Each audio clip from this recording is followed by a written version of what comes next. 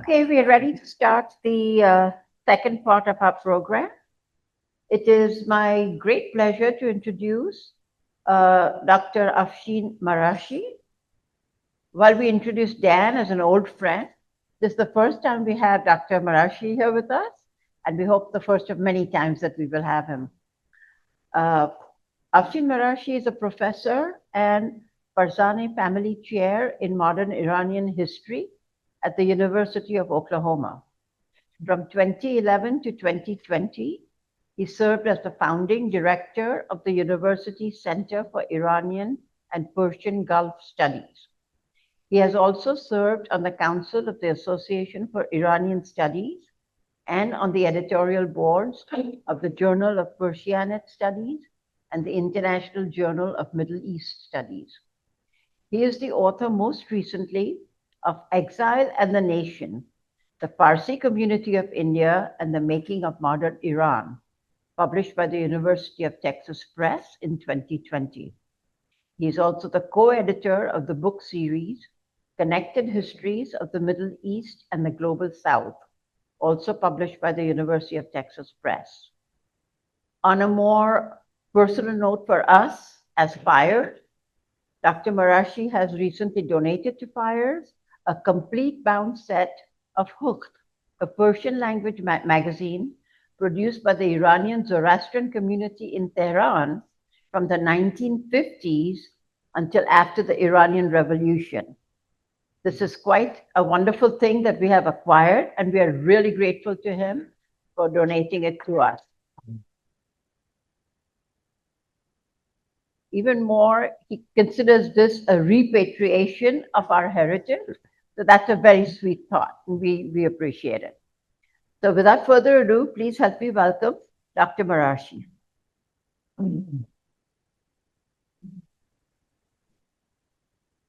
Thank you so much. Well, thank you so much, Pavri, for the very nice introduction. And yes, I'm glad that the library here has that collection of the Hooked magazine, which I acquired. Oh, one? Okay, very good. Okay. You can hear me better now? Okay, that's awesome. Okay.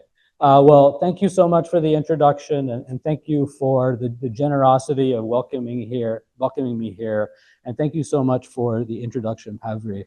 I'm going to try to pick up on, I think, some of the themes that Dan started us off with this morning, and maybe kind of take a slightly different tack, and but I think ultimately think about manuscripts, but maybe more broadly, sources, specifically thinking about the modern period of Iranian and Zoroastrian history, and how that might connect with some of our common interests.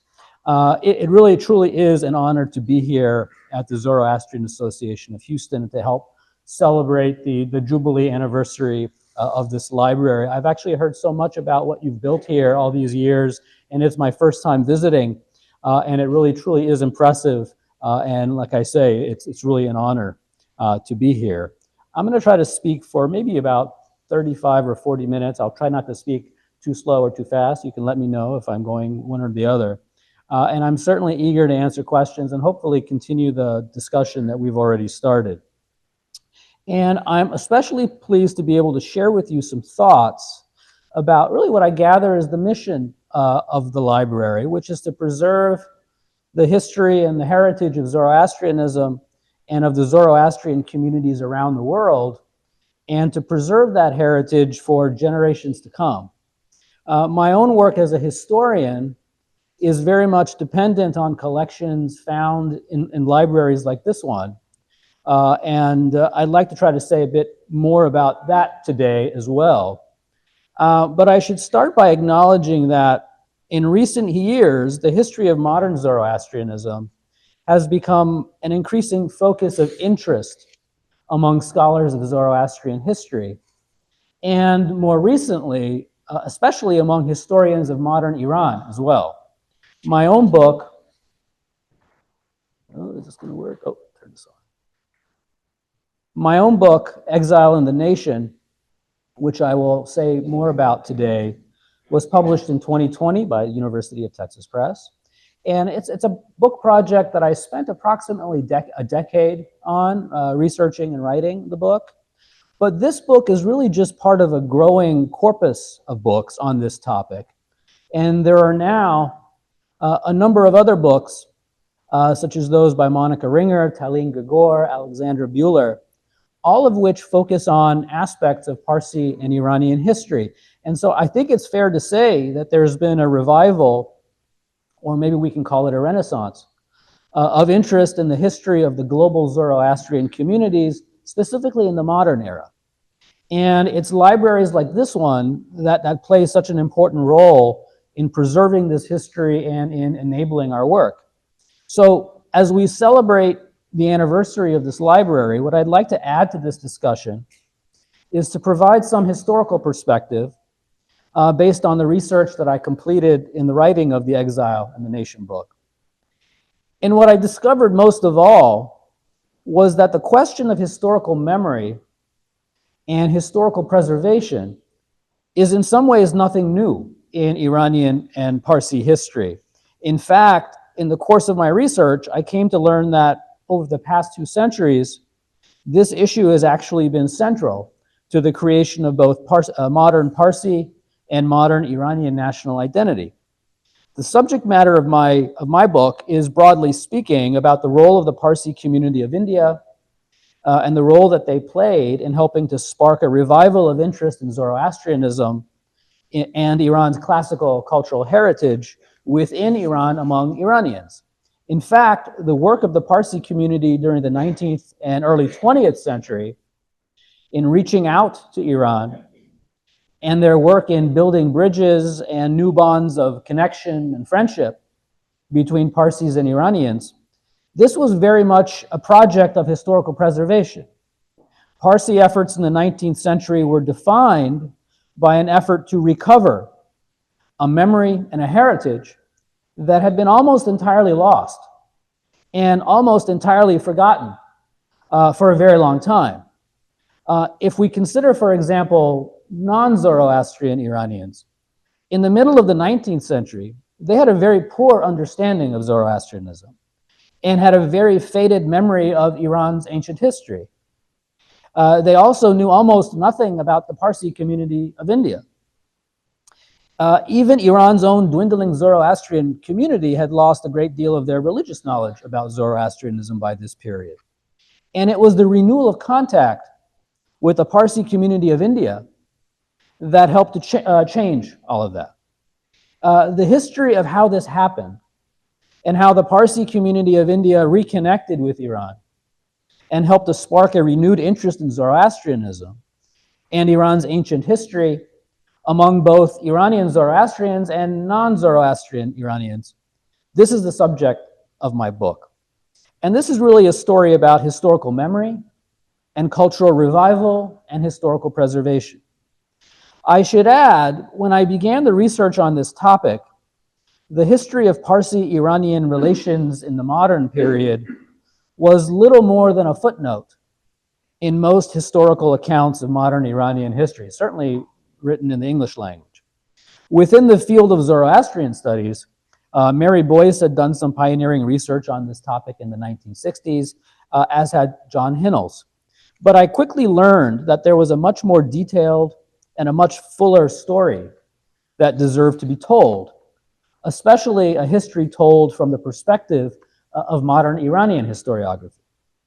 Let me try to describe this history for you and suggest how it might guide us and hopefully inspire our work of historical preservation today as we meet the challenges of memory, heritage, and collective identity in our time.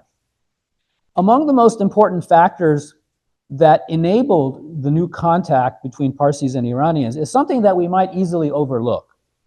And it was quite simply the new technologies of the 19th century.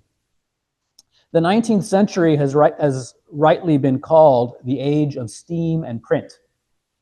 And both of these novel technological advances of the industrial age enabled Parsis and Iranians to overcome some of the obstacles that had separated them for a very long time, Steam-powered engines enabled much more efficient rail and sea-based travel, connecting India and Iran. The distance between India and Iran was suddenly much less formidable than it had been in the past. Additionally, modern forms of print, including both lithography and typography, some of which Dan talked about, enabled the publication of newspapers and periodicals and books about Zoroastrianism, and this enabled new ideas to circulate between Parsis and Iranians. And it's in libraries like this one that much of that historical record of print is hopefully being preserved. Among the most famous examples of how both steam and print were put to use is the case of Manekji Limji Hataria. We are perhaps familiar with the story of Manekji. He was the celebrated Parsi emissary who traveled to Iran in 1854 by steamship. He was sent to Iran under the sponsorship of the Society for the Amelioration of the Condition of Zoroastrians in Persia. That society was in many ways the precursor to all of the Zoroastrian associations that exist in the world today, including this one, right here in Houston. Manekji is sometimes called a Zoroastrian missionary. And maybe in some ways that's an accurate description. The Bombay-based Amelioration Society had been established by Parsi benefactors, including Sir Dinshaw Pettit, to help improve the living conditions of Zoroastrians living inside Iran. News had spread to places like Bombay about the poor social conditions of Iran's small remaining Zoroastrian population, especially in the Iranian cities of Yazd and Kerman. This news arrived in India in part through a steady flow of newly arriving Iranian Zoroastrian refugees who had come to places like Bombay, especially by sea, seeking a better life. Manekji traveled to Iran in 1854 to investigate and help to improve the conditions of Iran's remaining Zoroastrian communities. He ended up living in Iran almost continuously from 1854 until his death in 1890. During that time, he maintained regular contact with the society in Bombay, and with the sponsorship of the Amelioration Society, he famously worked to rebuild Ateshkades, Dakhmez, especially in Yazd and Kerman. But just as importantly, and maybe for our discussion, maybe more importantly, Manekji's work inside Iran also included helping to preserve a historical memory among Iranian Zoroastrians, and also sparking new interest in Zoroastrianism among non-Zoroastrian Iranians. Manekji became a fixture within Tehran's diplomatic and cultural elite. In addition to repairing older Zoroastrian institutions, he also built new ones, including schools and medical clinics. He also successfully lobbied Nasruddin Shah to abolish the jizya tax, finally, in 1882. But in addition to all of these efforts, Manekji also worked to encourage a renewed curiosity and interest in Iran's pre-Islamic history among key Iranian intellectuals of the 19th century.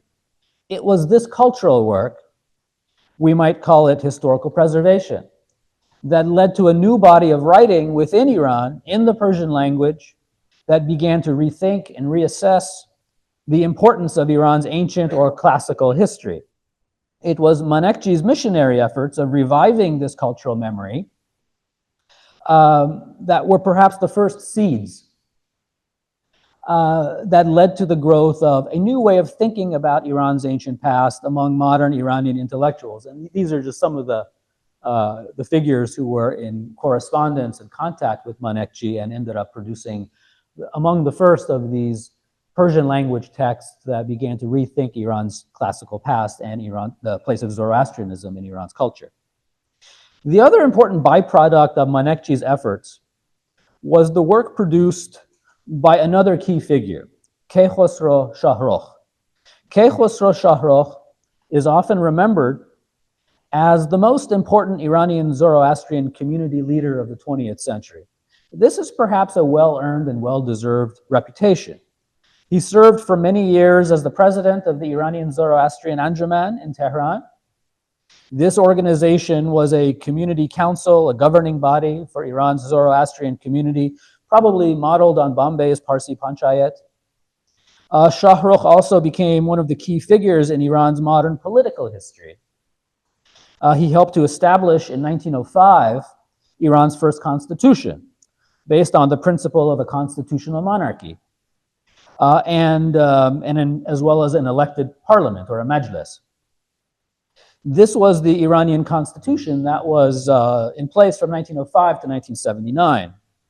In his role as one of the framers of the 1905 Iranian constitution, Keykhosrow Shahrukh served as a strong advocate for the rights of Iran's non-Muslim religious minority communities. He himself served in the Majlis from 1909 until his death in 1940. For all of these reasons, he is a very well-known figure in modern Iranian history, and we might call him, to borrow a phrase from American history, one of modern Iran's founding fathers. But what is less often remembered is that Keykhosrow Shahrukh was the beneficiary of a great deal of support from the Parsi community of India. This support came principally via his education. Keykhosrow Shahrukh benefited from Parsi-sponsored educational philanthropy.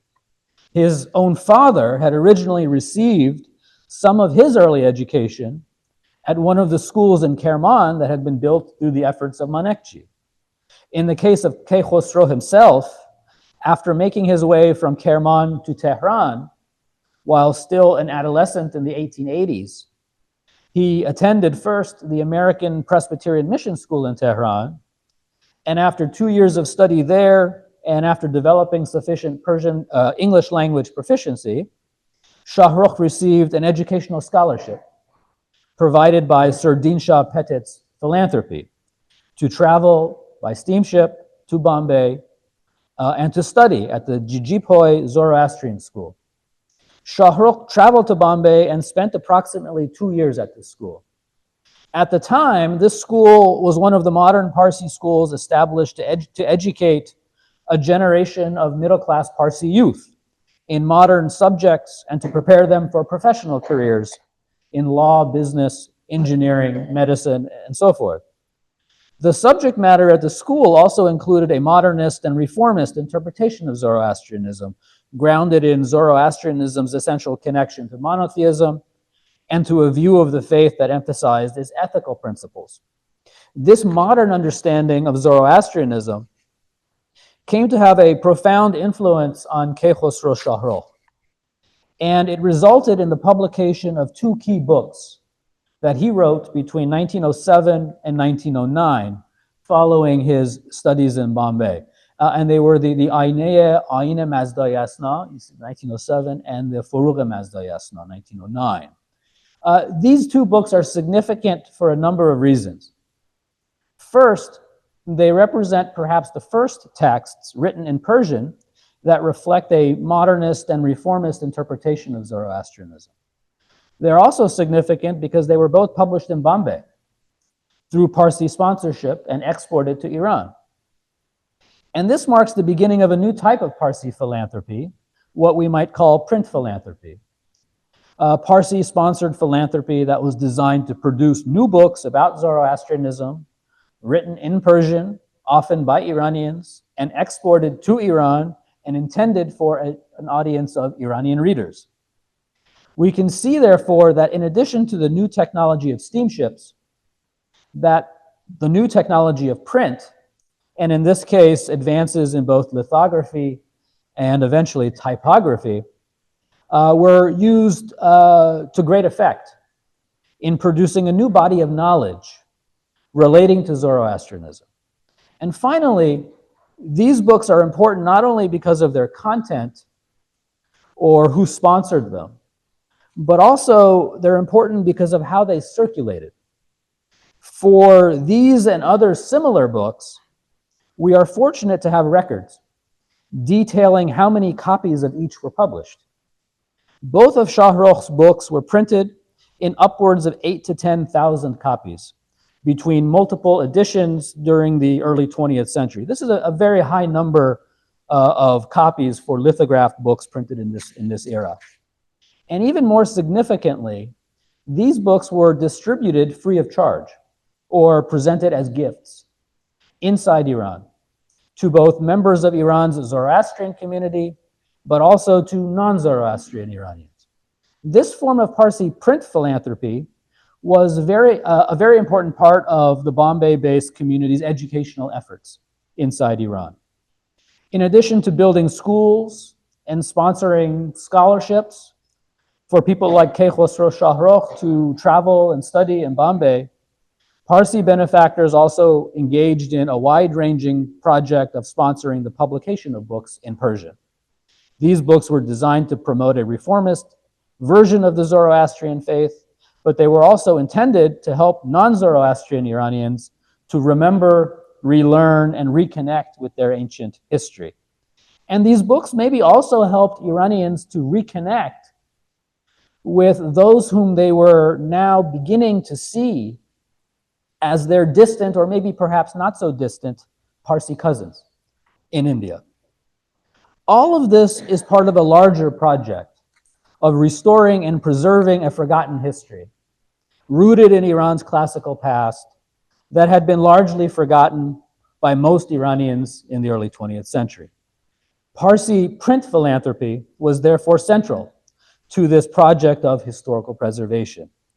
Let me add to this discussion by looking at the efforts of another key figure in this story, and that is Din Shah Irani, who was, of course, the father of Sheikh Khosrow Irani, whom you've got in the library here, some memorabilia and other records and books of his, whom I actually had a very great, I'm very fortunate to have had a chance to speak with Din Shah Irani's son, Sheikh Khosrow Irani, probably about at least 10 years ago by phone. I didn't get the chance to see him in person, but we reminisced about his father, who I discovered was a major figure in my research, in my story. When I began my research on modern Iranian history, and I talked a little bit about this yesterday, as a graduate student in the mid-1990s, I noticed that Din Shah Irani's name was one of those names that kept popping up in the Persian language sources, especially in newspapers and periodicals that had been published in the 1920s and 1930s, and sometimes in histories and biographies of or by people from that era. But I was surprised that I had never seen his name in any of the English language histories of modern Iran.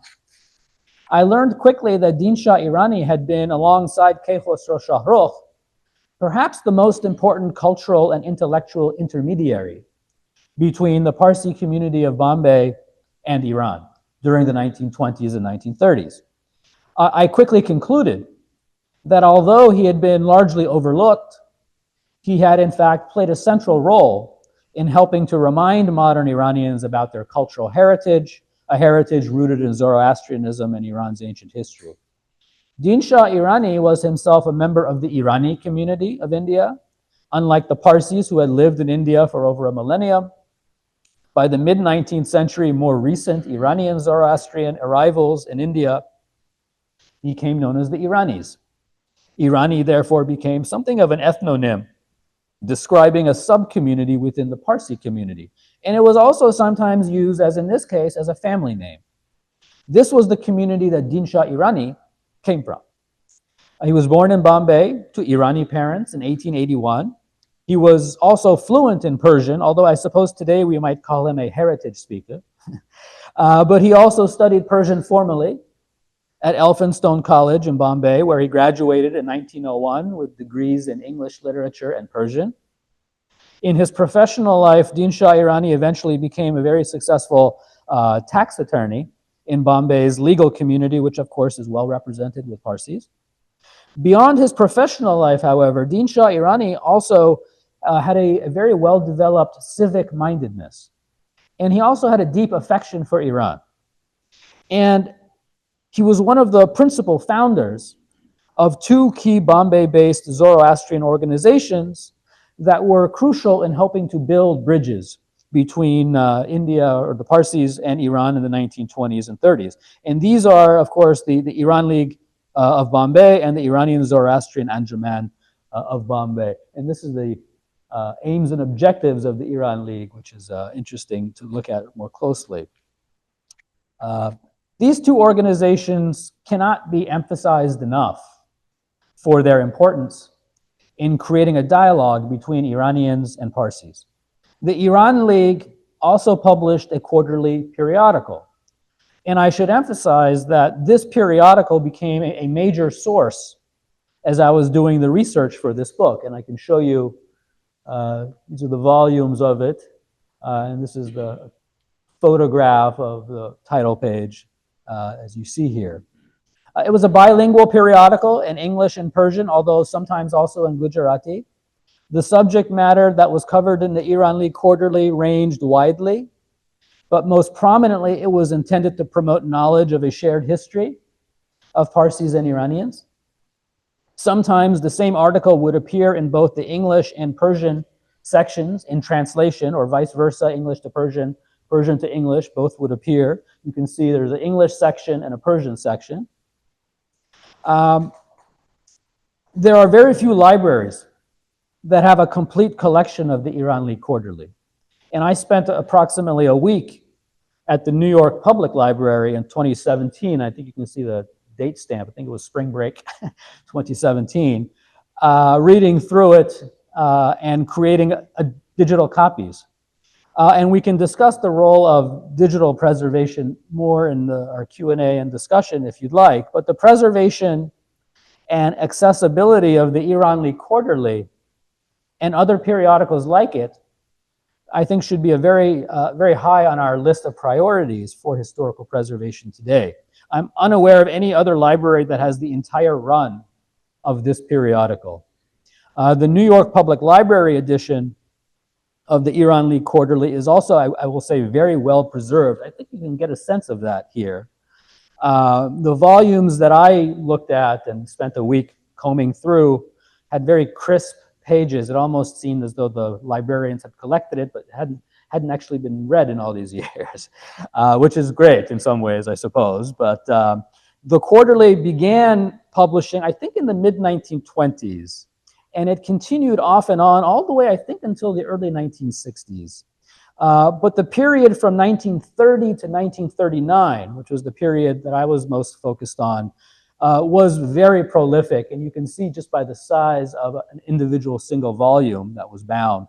But that period was very prolific and very well produced. This was clearly the high point of the Parsi-Iranian connection, and that connection is very clearly expressed in the issues of the Iran League Quarterly published during that decade. As I say, I spent most of a week reading and photographing the 10 volumes from the 1930s, and I'll be happy to actually share my digital copies and put them on file here at the library at Houston. Although, as you can see, they're not proper scans. They're just digital photographs, so if you don't mind seeing my hand on my sleeve, but I'd be happy to give those to you. This is the only way I could do it. The librarians didn't seem to mind someone taking pictures of every page of the 10 volumes, which I did for a week, which I have. In addition to helping to establish the Iran League, Din Shah Irani also initiated a number of extremely important projects to help build bonds of friendship and collaboration between Parsis and Iranians. He himself wrote 2 important books, written in English and then translated, published in Persian, printed originally in Bombay. Go to that. Oh, these are some other pictures, just some pages from the Iran League Quarterly.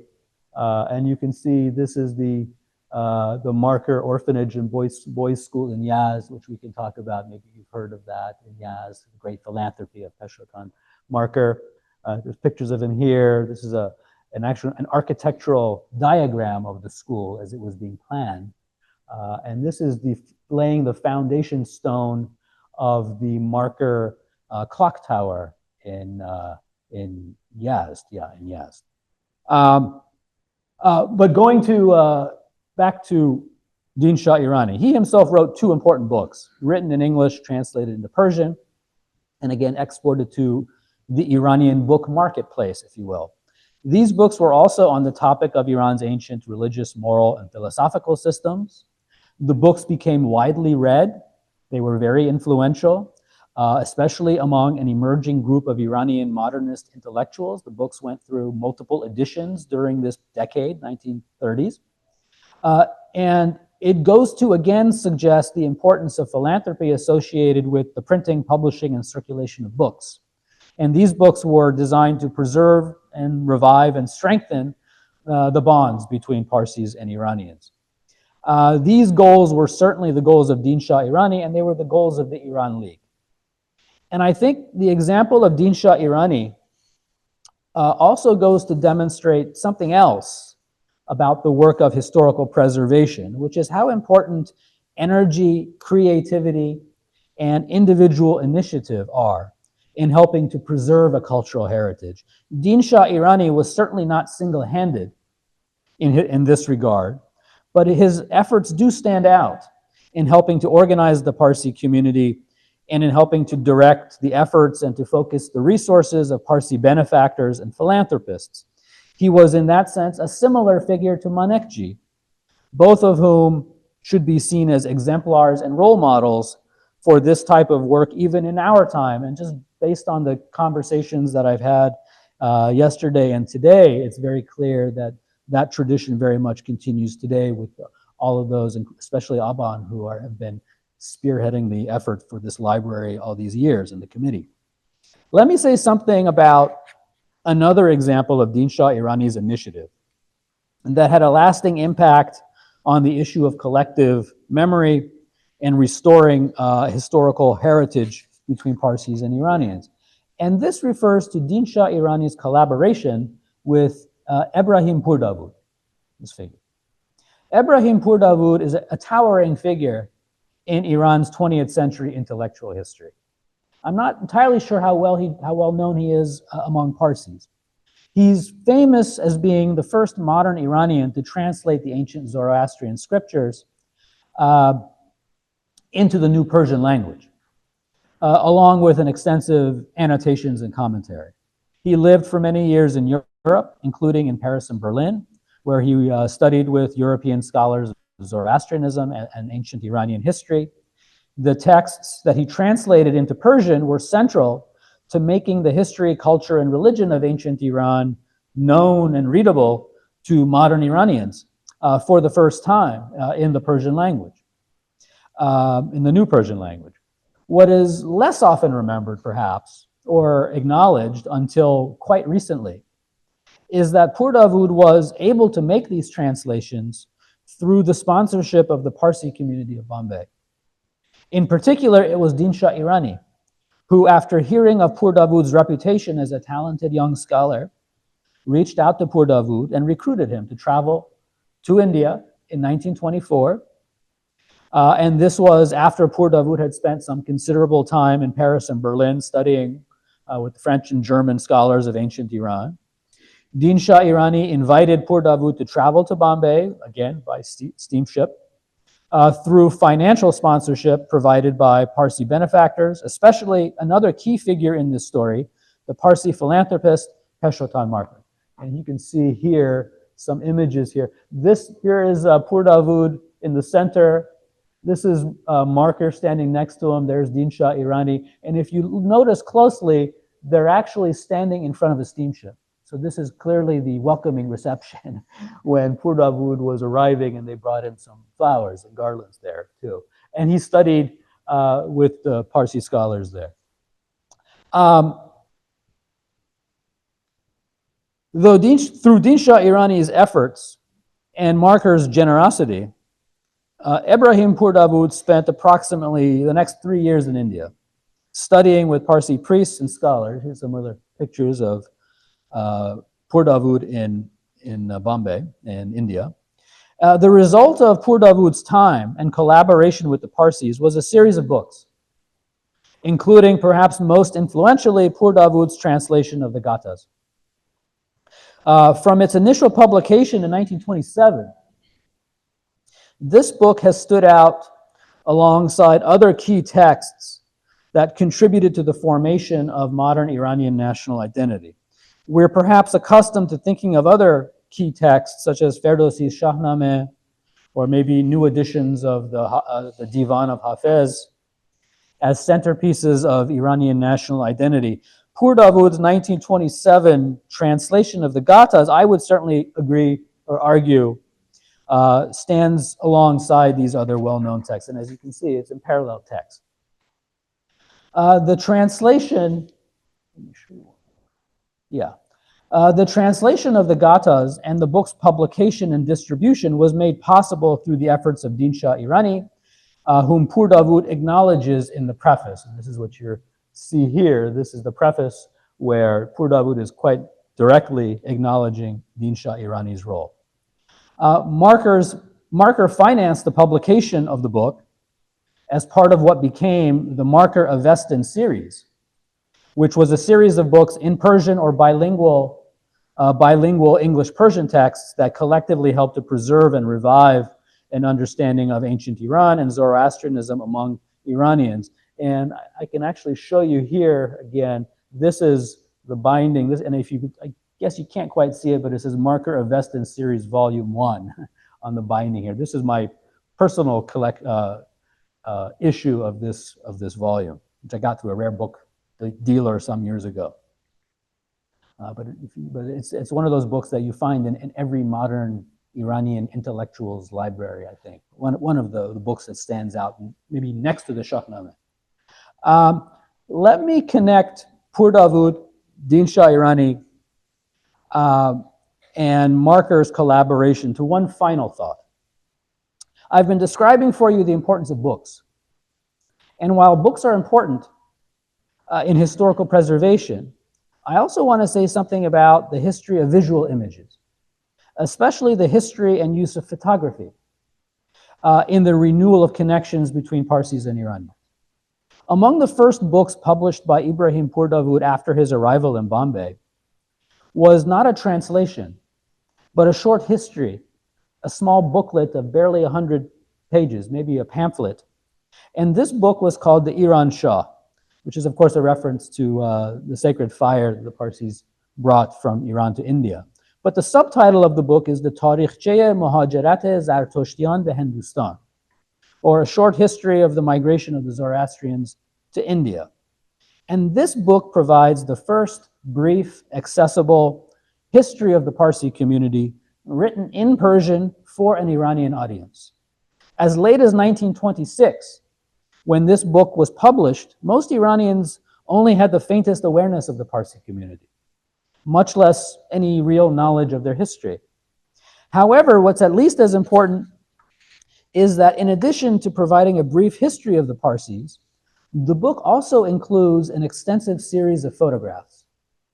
In addition to steam and print, we should add the technology of photography to our list of innovations that greatly facilitated the renewed connection between Parsis and Iranians.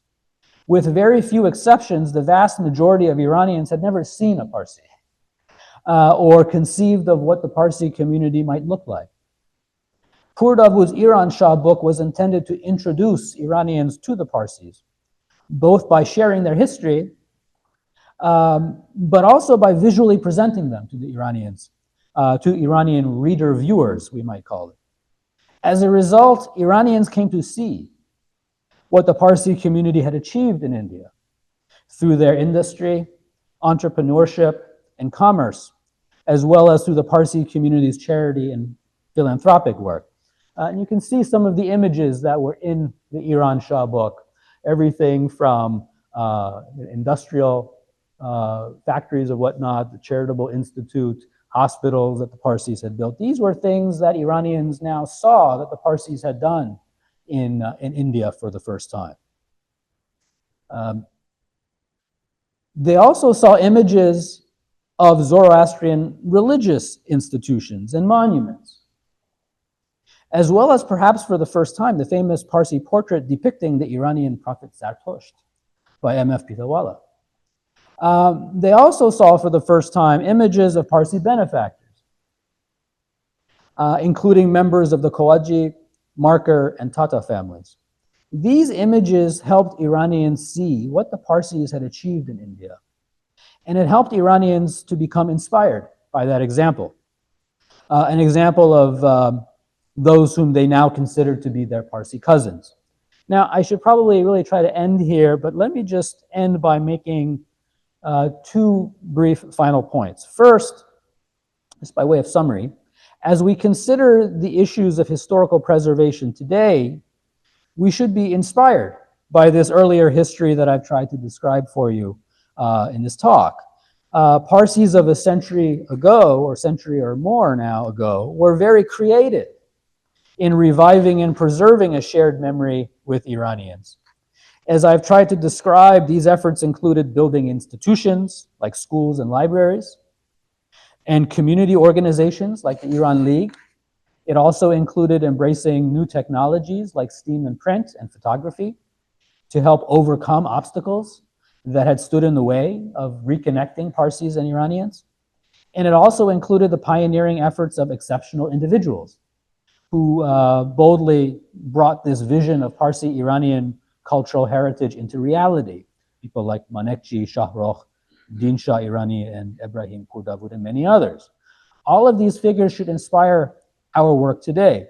And let me just make one final point. And usually, as a historian, I try to keep a clear-eyed, rational tone here. But given this history and maybe the setting that I've tried to summarize, I'll make an exception and speak in the first person here.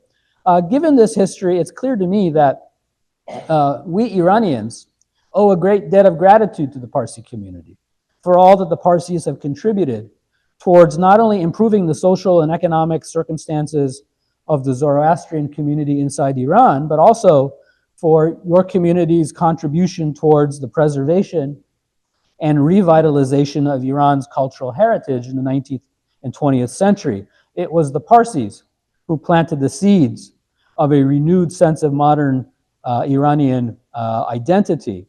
This made Zoroastrianism part of the common heritage that all Iranians share. And I hope that Iranians and Parsis, whether in Iran and India, or perhaps now collectively, all of us together in the diaspora, that we might find new ways of connecting and continuing this legacy of historical preservation, that we can be inspired by those who came before us. Thank you so much. I think I'll stop there.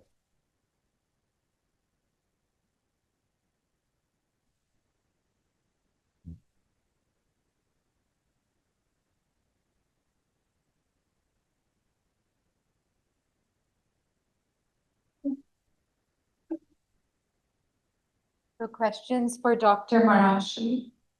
Raise your hand. Okay, one and then.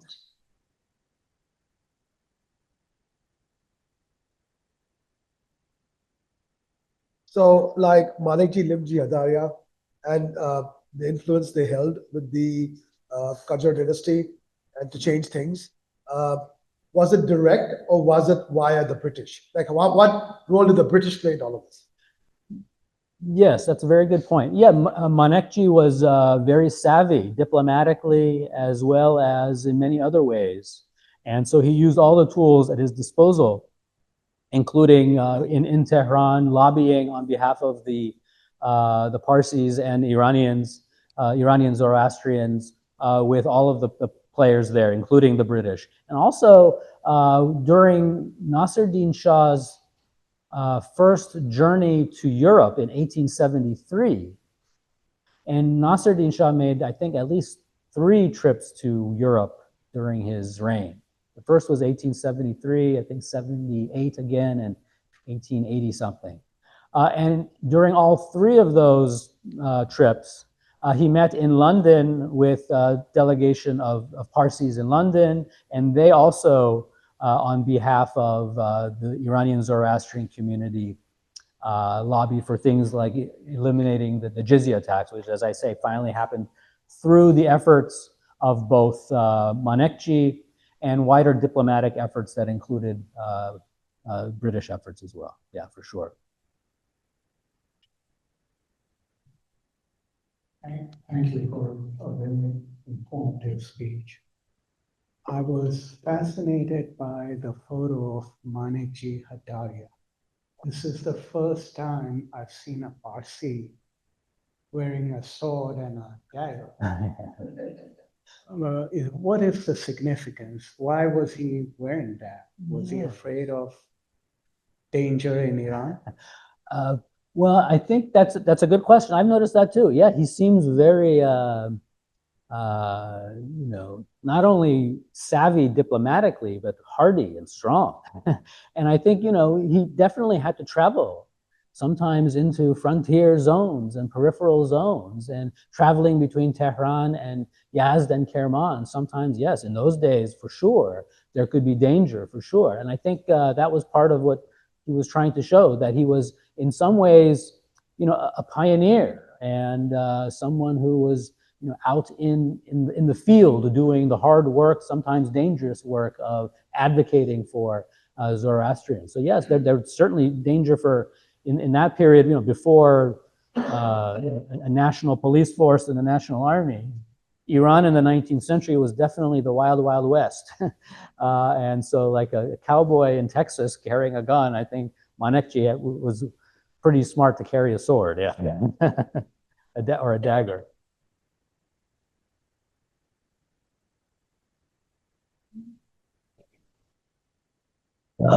Thank you very much for all your research that really enlightens us about the journey.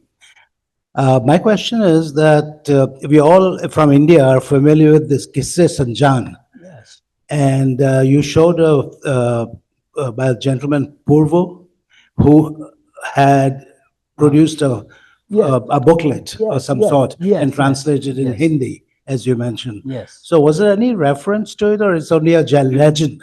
No, for sure, the Qasaya Sanjan is a very important text. But I think what's important about Pur Dawood's pamphlet is that it was written in prose language, and it was written in a kind of 20th century accessible style, a simple prose historical language. The Qasaya Sanjan is a kind of poetic narrative written in the 16th century, I guess.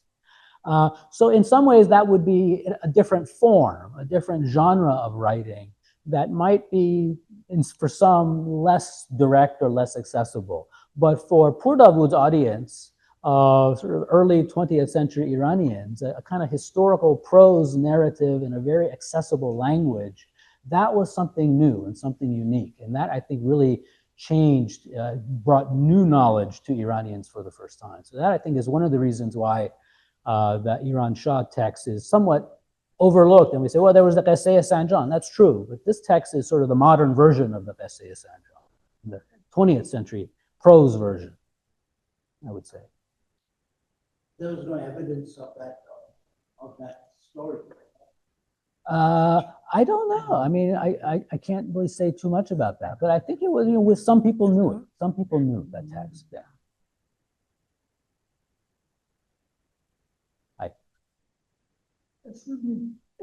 You talking about Pur Dawood and anybody, but never talk about Jafari. Who's that? Jafari, Oh, I think that's later, isn't he? yeah. Yeah, this is the period I'm looking at is early 20th century. I think he was slightly later. Thank you.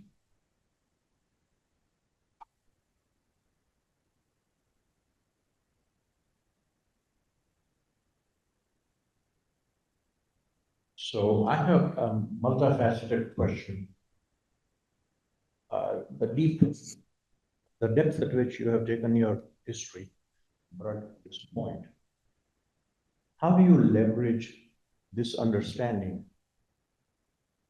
As you see, we don't see a lot of Iranians participate, Yes. right? So what is it, how can we leverage this history to bring the communities closer? Yeah, I think that's More from the perspective, this is just my opinion, Parsis come and Parsis go, but Zarathustra will go on forever. So this is kind of a time portion because most studies indicate that physically Parsis will play no role historically in situ in 100 years, right? But having said that, there is a lot of interest in our even in our prayers, and the reason I say that is brings me to the third part of my question is we created an app called Ifargani. And 5% of the people who respond with questions are non-Zoroastrians. So one question is, what is it that you do with the digitization? Because the new form of digitization goes back all the way historically where pronunciations are of substance. And getting those pronunciations right from the older text becomes an issue. Yeah. So that's a very broad perspective which I have. Would you like to comment on any part of I it? could try to say a couple of things. Certainly about the first part, I think that's a very important, urgent kind of question about, we have, as I've tried to demonstrate, we have this, now we can call this a heritage of its own, a heritage of Iranians and Parsis who built bridges of friendship and connection and collaboration. And yeah, I'm not sure how much of that survives today. We should try to find ways of building that back up in some ways. I know there are, there's an Iranian community in Houston, in Los Angeles, where I grew up, where I'm from. There's lots of different pockets of communities, but I think this is one of the issues that we should try to think collectively and creatively about how to do what our forebears have done. I think part of it might resolve itself generationally. I was talking to someone yesterday about this. I think younger Iranians and younger Parsis have much more in common with each other than maybe Iranians and Parsis of even a generation ago. And I think that might be one strategy. I mean, although, with the passage of time, how much of Zoroastrian and Iranian identity gets passed on to the younger generation, that's another challenge. But I think trying to focus on building these connections at the younger generation level, I think that's really the something we should really think creatively about, because I think there is potential there, and there's a history to kind of rediscover. And one of the reasons why I wrote the book is to sort of tell that story. I've told it to you, in this short form, but in the book, I tell the story more fully. And I think the last part of your question, I think it's also an interesting question is, I think technology was a big theme that I spoke about. And, yes, a century ago, print and photography were sort of the most important new technologies of that time. And we saw what grew out of that. And so if we think of the time that we're living in today, we should embrace the new technology. And Dan's discussion about AI, I'm always very skeptical about AI, but not anymore well, a little less skeptical. But I think there's technologies of how to bring this heritage into the world of younger Iranians and younger Parsis. I think that's also part of that goes to answer the first part of the question. So I think both of those are connected and very important questions. Okay, so I would like to invite Dan. Yes.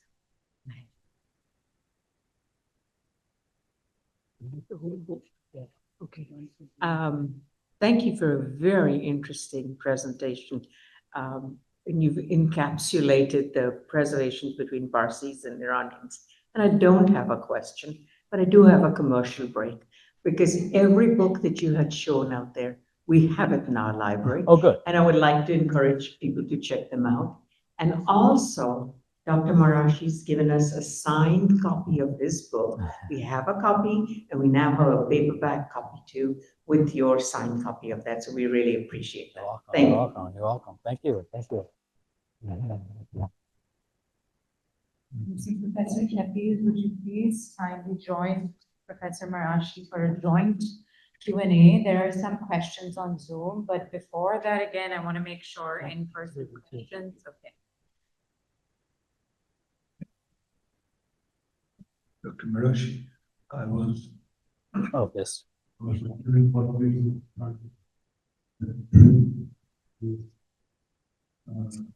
Can they speak up, please? Why? Why did I focus on that period? Yes, because in part because I thought it was a kind of understudied period, really. When I was The question is, why did I become interested in the early 20th century? For a couple of reasons. The most important is that within sort of the field of modern Iranian history, it was an underdeveloped area of specialization, which had, abundant source material that was quite accessible at the time. I had the challenge of not being really able to travel to Iran to do a lot of the normal kind of archival work. But the early 20th century was a period, because of the history of print, that there had been a great deal of material that had been produced and was readily accessible through a lot of regular channels. So the source material was there, and the gap in the scholarship was there. But I'll say one other reason is that, when I was doing this work, becoming interested in it in the 1980s and 90s, when I was really starting to become a historian, this was in the aftermath of the revolution in Iran.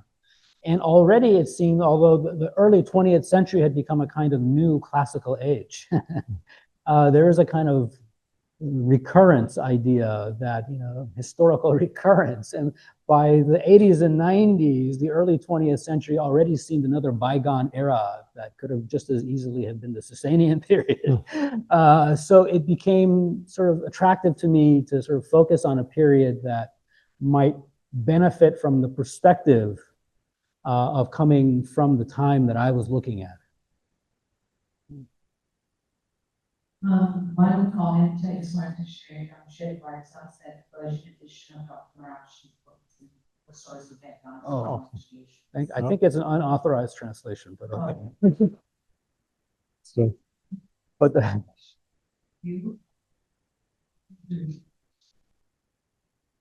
these questions are particularly pertaining to the topic for today. So we already know about Russian manuscripts here being studied, read by Western scholars, especially by Parsis. Are there old Iranian manuscripts available in Iran to be read by Western scholars? How can I get an old 1746 manuscript scanned and be distributed to scholars? the short answer is that yes, there are many Zoroastrian manuscripts in Iran available for study. In part, that's because Iranians have been very good at digitizing their library collections and putting them online for everyone. So, for instance, the library of the Majlis, the library of the Iranian parliament, until very recently was easily accessible from anywhere in the world via the web. Right now, there are sometimes difficulties accessing it from an American IP address. But there are, dozens of Zoroastrian manuscripts at the Majlis Library. The library of the Malak Museum in Iran is also available online. And so there are many interesting things about these manuscripts because some of them come from places like Yazd and Kerman, but Iranians also collected manuscripts from India. So there are actually manuscripts that are of Indian origin, even manuscripts in Gujarati, that are available in the Iranian Library of the Assembly. So it's somewhat ironic, but there were many horrible things about the pandemic. But one of the positive aspects for someone who works on Iran was that because everything went on Zoom and everything was online, there came a time in which it was much, much easier for us to collaborate with colleagues in Iran. Because all of a sudden, visas and national borders didn't matter. Everyone was online. So this was a period in which there was actually quite a lot of fruitful collaboration in terms of conferences that were happening and also in terms of correspondence between scholars located in the West, some of whom were Iranian scholars located in the West, and librarians and researchers in India, in which it was actually possible to ask for manuscripts which had not been digitized in Iran to be digitized and to be sent to us. And likewise, we were exchanging manuscripts on our side to researchers in Iran. So, sometimes when life hands you lemons, one makes lemonade or shikanji or whatever, Sharbat. Sharbat, exactly. And this was one of those cases. Interestingly, for this reason, it's actually easier to do research on Iranian manuscripts in the West than it is to do research on Indian manuscripts in the West, because India has remained more cautious in making manuscripts freely available via the web. So the second part of the question, in terms of getting a manuscript digitized, there are many resources that you could turn to. I would be more than happy to correspond with you via email about this, but depending on the kind of manuscript that it is, if it's an Avesta manuscript, I'm sure that Cantera's team in Berlin would be interested in talking to you, Almut's team in London, or our team in Princeton would all be great places. In addition to digitizing a manuscript, there's also the question of conserving and preserving the physical manuscript. Byers is an amazing place. The Zoroastrian Association of Houston Library is an amazing place for thinking about where a manuscript could live for the long term. So I would just plug this institution a little bit too. I do have a question from Mani Gujala. Has there been any effort to look for Avesta manuscripts translated in Greek language? Plato, Socrates, and other Greek philosophers learned about Zarathustra after a copy of Avesta was taken to Greece after Alexander's invasion of Persia. There may be some copies in the libraries in Greece and or Alexandria. The short answer is that indeed there is a lot of knowledge about ancient Persia that is preserved in Greek writings, some of which is no doubt due to real interactions and indeed probably also transfer of books, whether by force or otherwise, that took place in the ancient world. I don't necessarily think that we fully know what that materially looked like, but authors like Firuz Vasunia have wonderful volumes which collect from all of the sort of extant and known classical sources, various reports about the Persian religion, about who the Greeks called Zoroaster, Magi, their relationship to science, essentially. What the Greeks basically called magia comes from the ancient Iranian word magu, meaning a Zoroastrian priest. This is the origins of our word magic. But for the Greeks, this basically meant alien wisdom. And within Greek texts, there's extensive discussion precisely of what they consider alien wisdom. Some of it is Babylonian in origin, which they ascribe to the Persians. Other parts of it are indeed Persian. But in terms of actual manuscripts preserved in libraries, there are actually very few, if any, surviving Greek texts, Greek manuscripts from the time of Alexander. Almost everything that's preserved in Greek comes from the medieval period and the Renaissance. The Byzantium was instrumental in preserving the texts of Plato and Aristotle in their original Greek forms. So in other words, even if there had been very little basically of what the Greeks would have had from their contact with the Persians survives in a form that is from that period. Everything has been transmitted, via many sources, which basically renders the question of finding a Greek Avestan manuscript almost inconceivable. But it's an interesting thing to think with, what could the Greeks have known of the ancient Persian? So this question is by Anne Sophie. Question for Sheffield and perhaps also Marashi. Are there any remarkable material aspects to the texts you study? I'm thinking of materials the books are made of, the inks used, the print types, stains and spots, seals, cover decoration. Can they tell us anything about the writers and readers? That's a great question, and of course, the question that one has is, of course, what qualifies as remarkable? Things that are remarkable to me are many. And precisely some of the things you mentioned, seals, for instance, is something that we see. This tells us quite a lot about who owned a manuscript, what institutions in particular also own manuscripts, because you sometimes see seals of madrasas or seals of fire temples that had previously had these manuscripts in their collections. But in terms of materials, the materials are generally quite normal for manuscripts that were produced in Iran and India in this time. They're the same materials that were used for many Islamic manuscripts, and from both places. That is to say, they were every Zoroastrian manuscript that survives is written on paper. We have nothing on parchment, nothing on vellum, nothing on silk, to the best of my knowledge, maybe. But there are some really interesting, single things that happen. So, as you saw from my photos, it's often the case that manuscripts have holes in them or have been sort of eaten by worms and so on. And there are a few manuscripts which do this really clever thing of, showing that they copied from a manuscript that had holes. I've only seen this in Zoroastrian manuscripts, but they actually sort of draw the outline of the hole that had been in the manuscript that they were copying from. And so you can tell exactly, that they don't know what word fit in that hole because the manuscript that they were copying from had holes in it. There are all kinds of little codicological oddities. There's instances in which Zoroastrian priests were writing secret codes.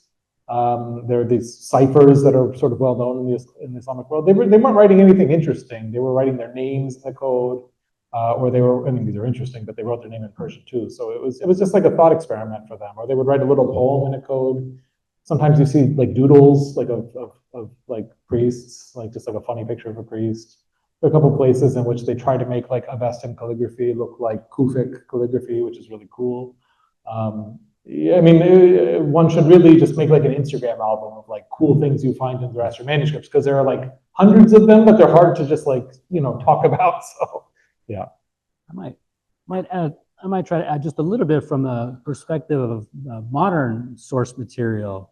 I've come across texts, even things that come through interlibrary loan, where the author has basically signed the copy to someone else. I got something that I think it was Dinsha Irani gifting a book to Said Nafisi, the great Iranian scholar, whose books ended up at Columbia University Library. Right. And I got the book through interlibrary loan, and it said, "To my friend Said Nafisi" on the colophon page. Yeah. And these kinds of things kind of happen sometimes. But the real reason why I bring that up is because, it's one, and Dan brought this up earlier in the morning session, is, we think about what is a manuscript. And clearly we should have a very broad understanding of a manuscript and think about what is a source even, and things that might not conventionally be thought of as manuscripts, but are important as sources, and especially from my perspective, the tradition of typography. And these kinds of 20th century type books, these are actually considered not historically relevant texts that aren't preserved in the same way that narrowly defined manuscripts are preserved. And Dan made a great suggestion about this, that ancient manuscripts are very often preserved better than 20th century typographic printed books. Mm-hmm. And I think that's something we should really also think about, is prioritizing this. It's especially an important issue now because many libraries, especially big research libraries, are reducing the sizes of their collections, and they're deciding what to digitize and what to just get rid of. And the books that I used as my research that I presented here, these are not generally considered high priority printed works because they have very few readers now.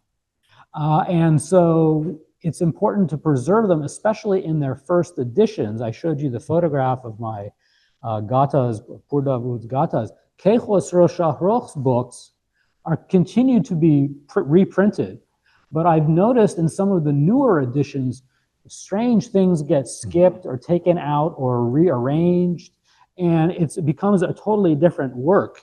And so if we think, well, this book is still in print, we don't need the original first edition because no one's reading it anymore. Well, we actually are going to lose a lot of things because there are things in the first edition, including perhaps Pur Davud's acknowledgement of Dinsha Irani, that might not make it into a subsequent modern 21st century edition of Pur Davud's translation.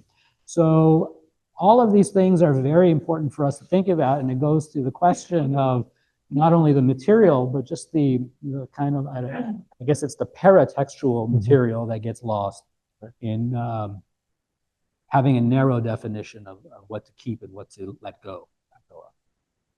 Thank you. So these questions that came from Dr. Marashi, What is the evidence for the impact of the world's translation of the Avesta on contemporary norms of Portuguese in Iran?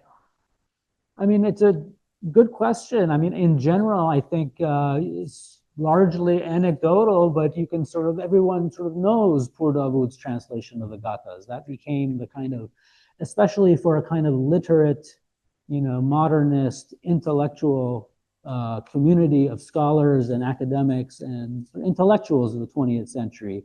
If you go to the personal library of any 20th century Iranian modernist, secular, nationalist intellectual, you probably find that alongside other books as well. But I think, genealogically speaking, if you sort of think about it in terms of the cultural history, the place of Zoroastrianism in modern and contemporary Iranian culture, it's pretty well established.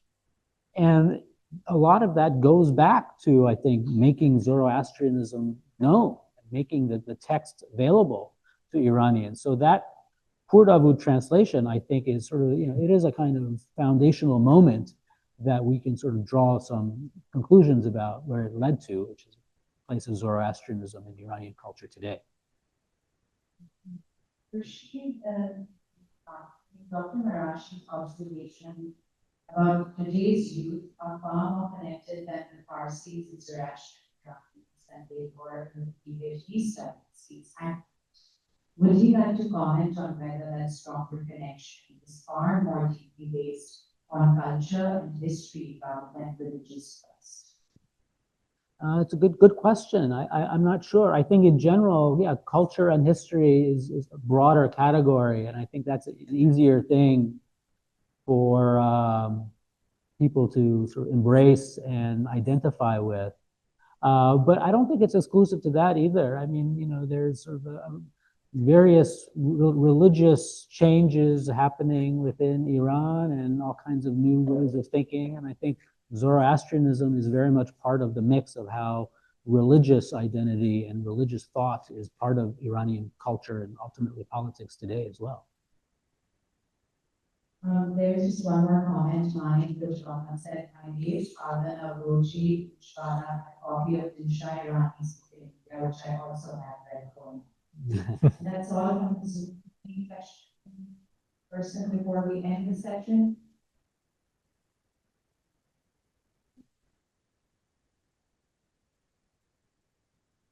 As part of the research, other sources out there of the Iranian Zoroastrian migration to India in the mid-20th century, right? Is there material Mid 20th century. 1800, late 1800s. Oh, okay, 19th century. It's a good question, and I think that's another area of research that really deserves some more focus, because I think to sort of distinguish the Irani community from the Parsi community, is sort of tracing the specific Irani history is something that's maybe also been overlooked, in part because Iranis have become sort of absorbed into a broader Parsi community as well. But looking at a specific Irani cultural and historical evolution, I think that's a topic that deserves to be researched for sure. I think the sources would be there, hopefully, but I think as a topic, it's another unexplored area that deserves more attention for sure. And I think as I've tried to make the case, we have a very well-developed tradition of Zoroastrian studies for the pre-modern period. And it's a very important tradition, and it continues to thrive today. But I think what's now emerging is a new focus on producing the history of modern Zoroastrianism. And I think that's still an underdeveloped area that deserves and has much more room to grow. And that's the Irani history and story is one part of that story. Thank you both for your time. My question is more procedural, less conceptual, but I was talking to Yasmin yesterday, and one of her passions is democratizing the information about Zoroastrianism. So I'm curious to know what that process looks like in the US. You guys are all scholars. Most of the US population are not scholars. So what does that process look like? Do you feel like it's already happening? You mentioned that there's growing interest in Zoroastrianism, And if you feel like that process has already happened, what are some of the resources that we can access as federal help? That's a great question. And it's a difficult one to answer because we live in a complicated world and a complicated society, and there, many things have two sides to them. But first, I mean, in terms of democratization of knowledge, I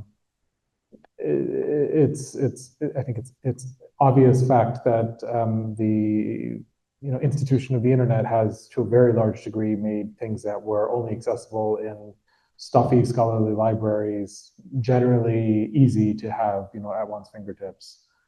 Things like the Encyclopedia Iranica, which is a very expensive thing to buy in its print form, is freely available on the World Wide Web, and is a resource that all of us contributed to, all of our mentors contributed to. I mean, it is in many ways the sum of the knowledge of our field. So the fact that that is made freely available is a wonderful thing.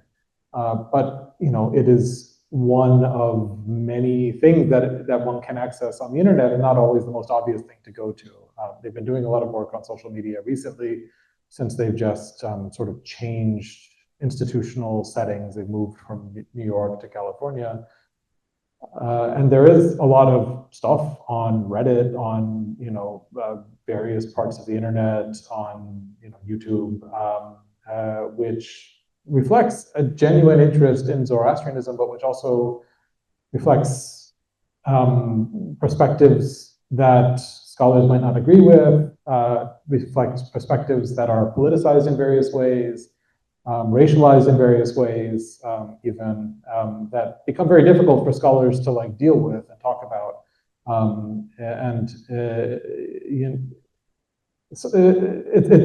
I think we live in an era in which we as university professors can't just bury our heads in the sand as perhaps some of our predecessors had done with regard to sharing their scholarship with the public. Some of us maintain social media profiles and things like this, but it is absolutely a challenge. I would just, I guess, highlight a few other websites besides Encyclopedia Iranica. There's a wonderful blog which highlights new publications in Iranian studies more broadly and Zoroastrian studies specifically, which is run by a colleague who's at Oxford, Arthur Vaini. His blog is called Bibliographia Iranica. We have these sort of heavy Latin kind of names for most of our publications. It's a great blog, though. You can follow them on Twitter. Anything that gets published, shows up there, whether it's an article or anything. And basically, anything that's published today is available in some sort of digital form. So one doesn't necessarily have to travel to a university library, even though a lot of what we publish is actually behind paywalls. For those who are savvy in the ways of the web, there are ways to get around paywalls, of course, that I cannot endorse here, but they exist, and about them. Another thing is, in terms of democratizing knowledge, that the rise of internet scholarship groups on sites like Facebook, for Iranians, especially on places like Telegram, where one can join a group on medieval Iranian history and be around many scholars at many universities, and you can simply ask a question to that group. Usually the questions are, does anyone have a PDF of this book that they could share? But you could ask a genuine scholarly question too. We use these all the time, for our research. But I think that there are spaces that are accessible to the public, where they can have access not just to a single scholar, but really to many scholars. That might be one possible structural thing about the field. I'm not sure if I have too much to add to that, other than I think when we think about the democratization of knowledge, I mean, in the most sort of extreme sense of that, yes, it's beyond the domain of scholarship, and we start to think about forms of culture that are, film, literature, music, and that sort of continues and thrives. And Zoroastrianism and Iranian culture in those domains are very vital and creative and continuing. The relationship between those realms of culture and maybe the work of academics and scholars, I think, yeah, we do have a responsibility to engage with those kinds of things because there are all sorts of ethical ways in which knowledge is used, in ways that are maybe detrimental, ethically speaking. And so I think part of our work should also be to engage in these more public realms or domains to kind of participate in them. It's difficult, but that's something we should do. I mean, when I wrote the Exile and Nation book, I deliberately tried to write it in a language that's not overly scholarly. So I've tried to make it accessible so that it sort of reaches, hopefully, an audience beyond just other academics. And that's just one way, but I think we should find ways of engaging the democratic process of culture, even as we maintain certain scholarly standards and ethical standards in that work.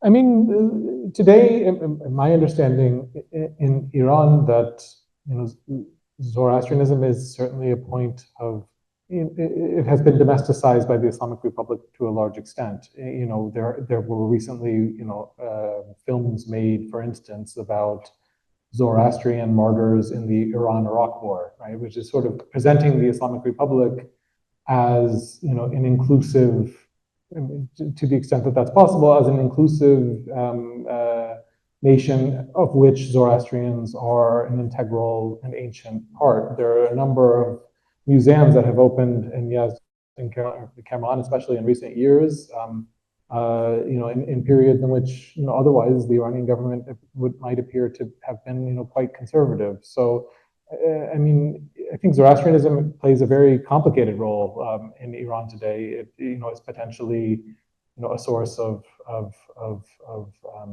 dissent, potentially a threat to the legitimacy of the regime. But there are ways in which the regime also accepts, brings it in, co-opts it, uses it for propaganda purposes.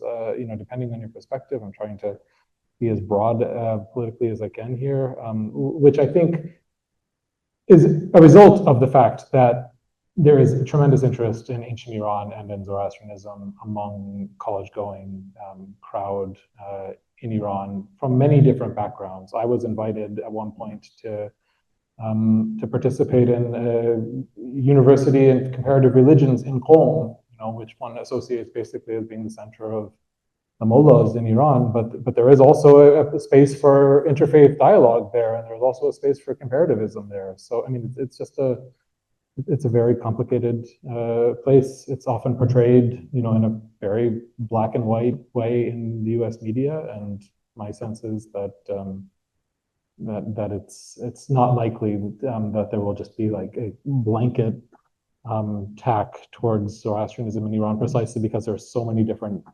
attitudes and sort of political movements within the country. Yeah, I agree. I wouldn't add any much more to that, other than just to say that I think, Iranian identity is constantly evolving. Yeah. It's constantly in a process of negotiation and creatively rethinking itself, and it's not static, and it's not binary between Islam and its antithesis that comes and goes, but Iranian culture and Iranian identity is far more complex and multifaceted and evolving. And I think, if anything, what all of our discussion and what the history that we've been working on suggests is that however Iranian identity evolves or continues to evolve, Iran's Zoroastrian heritage will be part of that conversation in very important ways. Thank you so much for you. I would like to call Avan up. Yes. So on behalf of all of us at the Library Committee and FIRES, we want to thank you immensely for your presentations. It's been very meaningful for the 25th milestone for to do that. We have a small token of appreciation, honorarium for both. Thank you so much.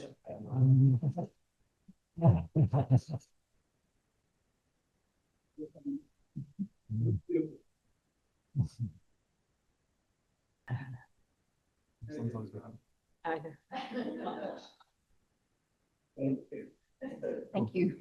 Thank you very much. Thank you, Thank you thank so you, much. thank you so much. That was Thank you, wonderful. everyone. Thank you for Thank coming. you again for joining. Really appreciate it.